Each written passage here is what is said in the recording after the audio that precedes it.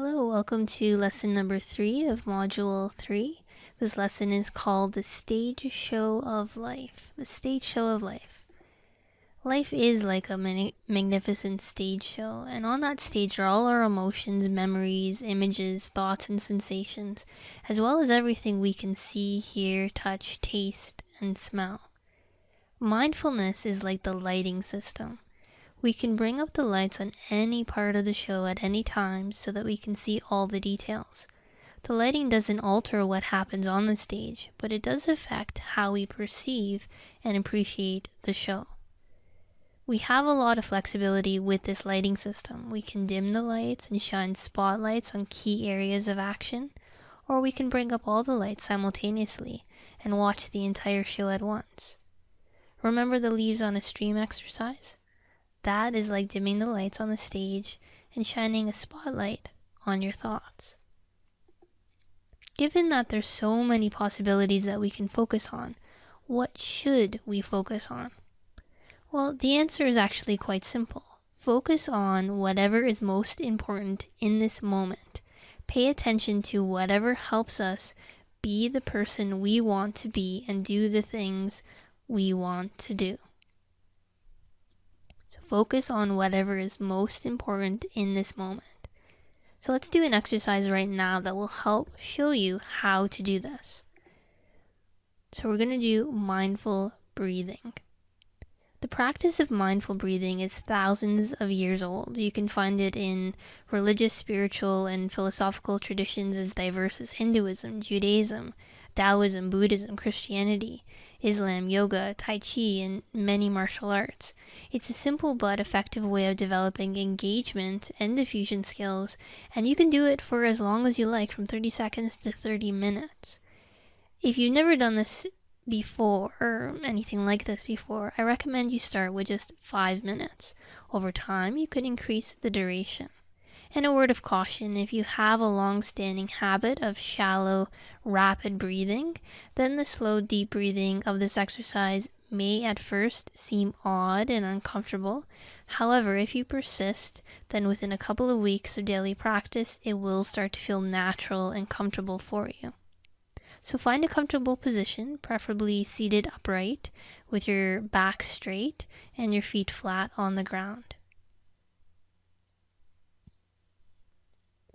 Close your eyes, or fix on a spot, whichever you prefer,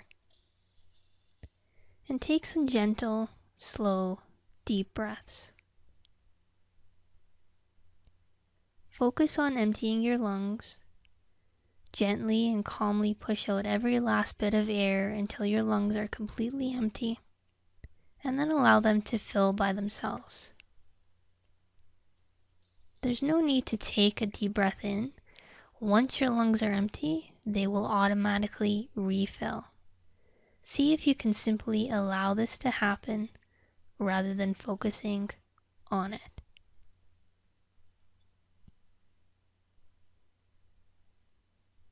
Observe your breathing as if you were a curious scientist who has never encountered anything like it before. Notice every little sensation, the air moving in and out of your nostrils, the rise and fall of your shoulders, the lifting and lowering of your rib cage, the rise and fall of your abdomen. Notice how all these elements interact effortlessly.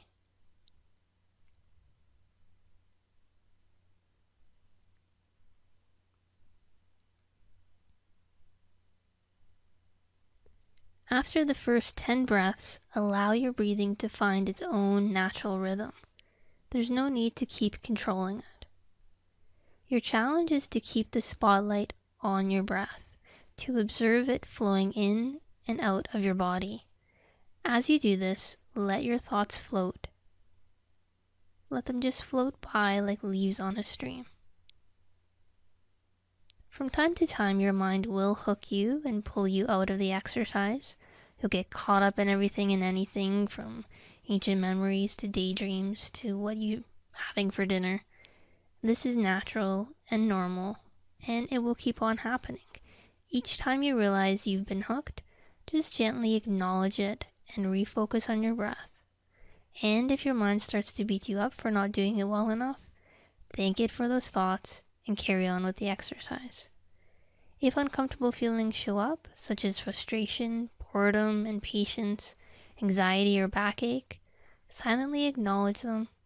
Say to yourself, here's boredom, or here's anxiety. Then refocus on your breath. Periodically, your mind is likely to grumble or protest. I can't do it, or it's too hard, or it's boring. At first, these thoughts and many others will hook you and pull you out of the exercise, but they are really not a problem. No matter how many hundreds or thousands of times your mind hooks you, as soon as you realize it, acknowledge it, unhook, and refocus on your breath. Every time you do this, you are building a valuable skill, the ability to sustain focus.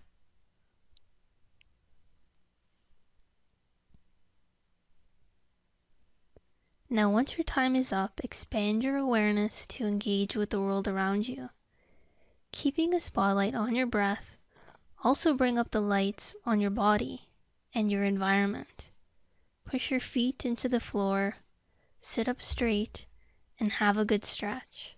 Notice what you can see, hear, touch, taste, and smell.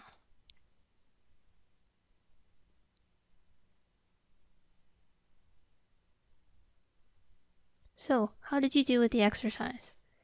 If you've never done anything like this before, you are doing well if you last even 10 seconds before you get hooked and pulled in. When we are new to mindfulness, most of us are shocked at just how hard it is to stay focused, despite the fact that most of us have discovered certain activities in which we can maintain focus for long periods, like watching movies, reading books, or playing sports. But once you step outside of your comfort zone and try to focus in more challenging situations, for example, like when you're giving a presentation, trying to meet a tight deadline, or attending a meeting with someone difficult, then you will usually find it much harder to focus. So mindful breathing is an excellent way to improve your ability to focus and engage. And naturally, the more you practice, the more you'll get better at it. So there's a separate MP3 recording of this exercise below this video for you, so you can practice it on its own, along with the recording anytime you wish. Alright, so that's mindful breathing at its most basic. And there's various elements that you can add to the exercise that might make it easier or more interesting for you. So I recommend trying each of these out and just seeing what approach you find works best for you. So the first option that you can try is called counting the breath. Really simple. Just count each breath you take, silently saying the number as you exhale. Once you reach your goal, then go back down to 1 and start again. If at any point you lose track of the numbers, simply start again from 1. Okay, so counting the breath, really simple. Another option is colored breath, where you'd visualize the breath flowing into and out of your lungs as if it were colored, and you can imagine your breath any color you like. Option 3 is white light and dark clouds, and with this one I mean that you can imagine yourself breathing in white light as you inhale and breathing out dark clouds as you exhale. Option 4 is repeating words. You can silently repeat words as you breathe in and out. For example, you can slowly say breathing in as you inhale and breathing out as you exhale. Or you might simply say in and out. And option 5 is balloon breathing. Here you can imagine a balloon inside your abdomen that gradually expands as you breathe in and then deflates as you breathe out. So just some options to make mindful breathing a little bit more varied for you and maybe a little bit more interesting as well. Now, one of the great things about mindful breathing is that we can practice it anytime, any place. So I encourage you to practice it all the time, everywhere. So at red traffic lights, waiting in line, during commercial breaks on TV, when you arrive early for a meeting, interview, or social event, in bed as you drift off to sleep, or in the morning when you wake up, when you're on hold on the telephone, whenever you have time to kill, like you're waiting for the bus, a train, or an airplane, or for your partner to get ready, or for a movie to begin. On top of all these informal mini exercises, I encourage you to create a schedule for formal practice. So that's going to be your goal for this week. For example, in the first week, you might set aside 5 minutes 2 or 3 times a day, or sit somewhere quietly and practice mindful breathing. You might then increase the duration by 30 seconds each day, until by week 3, you're doing this for 10 minutes 2 or 3 times a day. Keep in mind that every little bit of practice counts. Even 1 minute a day is better than none at all. Now, to help develop this habit, you can use some simple reminders. So why not stick a label on your fridge or your car dashboard that says, breathe, engage, or practice. And you can use your computer or cell phone to set a reminder to pop up in your calendar each day. In fact, I recommend that you do that. Build in automatic reminders for yourself. Another option is to put a brightly colored sticker on the strap of your watch or in your wallet or purse. And this way, whenever you check the time or open your wallet or purse, you notice the sticker and it reminds you to take a few mindful breaths. You can also plan in advance. Like if you know there's a good chance you're going to be stuck waiting somewhere, such as attending a doctor's appointment or catching a plane, to make a commitment before you get there that you'll spend at least some of that time mindfully breathing. There's so many benefits to mindful breathing. It allows us to take some time out from our busy daily routines and often creates a restful state that allows us to recharge our batteries and find some inner peace. I'd like you to think of it as a versatile training tool to help you engage fully in every meaningful task in your life.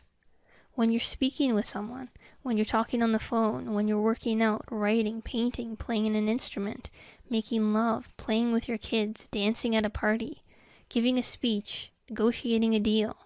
Instead of shining the spotlight on your breath, shine it on the task that you are doing. Shine it on the task that you're doing. Engage fully in the experience and let your thoughts come and go like passing cars or leaves flowing down a stream.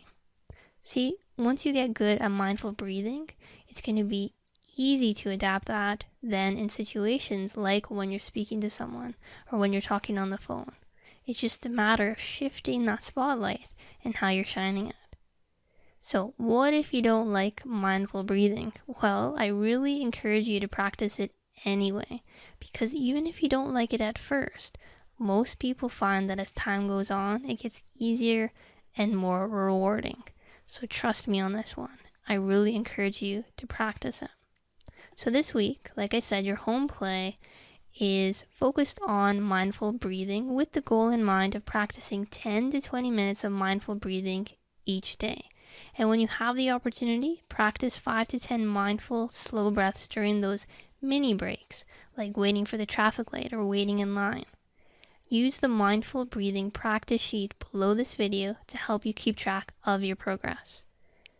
And then next week, we're going to build upon what we covered this week with even more advanced engagement techniques. Remember, the more fully we can contact our here and now experience, the more effectively we can act, and the more fulfilling life becomes. So here's to a great week ahead. All the best with your engagement practice. I look forward to hearing about your progress. I'll see you next week.